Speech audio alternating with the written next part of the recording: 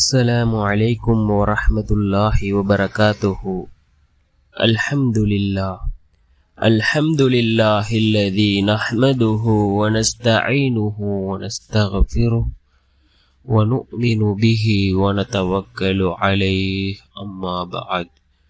அன்பிற்குரிய அல்லாஹ்வின் நல்லடியார்களே, அன்பு சகோதரர்களே, நாம் தொடர்ச்சியாக பார்த்து வரக்கூடிய துஆக்களினுடைய திக்ருகளினுடைய தொகுப்பில் இன்று நாம் பார்க்க இருக்கின்ற விடயம் என்னவென்றால், இன்றைய தினம் இரவு 333 தடவை இந்த இஸ்மை, இந்த திக்ரை ஓதுவோம். அல்லாஹ் ஜல்ல சுப்ஹானஹு வ தஆலா நாம் நாடிய காரியத்தை அல்லாஹ் மிகவும் சிறப்பாக நடத்தி வைப்பான். அந்த அளவுக்கு சிறந்த சக்தி வாய்ந்த ஒரு இஸ்மை தான் நாம் இன்றைய வீடியோவில் பார்க்க இருக்கின்றோம். அன்பார்ந்தவர்களே, அல்லாஹ்வின் நல்லடியார்களே, அதிகமானோர் நம்முடைய சேனலை சப்ஸ்கிரைப் செய்யாமல் பார்த்து கொண்டிருக்கின்றீர்கள். நீங்கள் சப்ஸ்கிரைப் செய்து லைக் இடுவதன் மூலமாக நமது சேனலில் உள்ள வீடியோக்கள் இன்னும் பல சகோதரர்களுக்கு கொண்டு போய் சேர்க்கப்படும். அவர்கள் அதனை பார்த்து பயனடைந்தால் அதற்குரிய கூலியை அல்லாஹ் உங்களுக்கும் வழங்குவான்.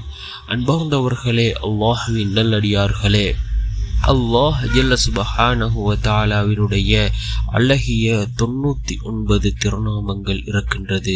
இந்த திருநாமங்களை ஓதி நாம் அல்லாஹ்விடத்திலே கையேந்தினால், அல்லாஹ்விடத்திலே உதவி தேடினால் நிச்சயமாக அல்லாஹ் நமக்கு உதவி செய்வான். அந்த அளவுக்கு சிறந்த சக்தி வாய்ந்த திருநாமங்களாக இந்த திருநாமங்கள் இருந்து கொண்டிருக்கின்றது.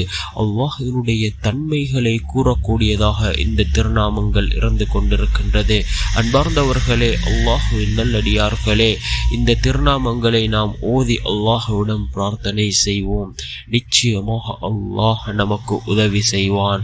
நாம் ஒவ்வொரு நாளும் ஒவ்வொரு திருநாமங்களை பார்த்திருக்கின்றோம். அதே போன்று தான் இன்று பார்க்க இருக்கின்ற இந்த திருநாமத்தை 333 தடவைகள் நாம் ஓத வேண்டும். யக்கீனோடு இஹ்லாஸோடு ஓத வேண்டும்.